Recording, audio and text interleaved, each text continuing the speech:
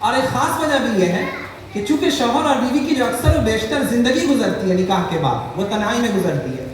وہاں نہ شوہر کی طرف سے کوئی ہوتا ہے نہ بیوی کے گھر والا کوئی ہوتا ہے, وہ دونوں تنہا ہوتے ہیں, سفر میں بھی, حضر میں بھی, بیڈ روم میں بھی.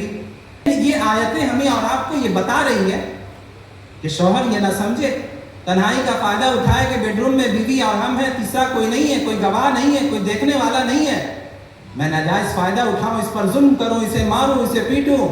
اور یہ کسی بھی عدالت میں, کسی سماج میں, کسی سوسائٹی میں اسے ثابت نہیں کر سکے گی کہ میں نے اس پر ظلم کیا, کیونکہ اس کے پاس گواہ نہیں ہوگا.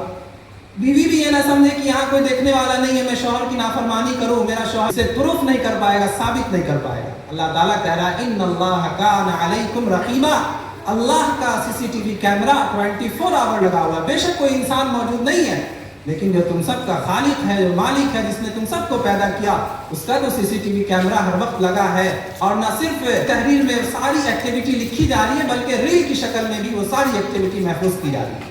اس لیے اللہ سے ڈر کر زندگی گزارو.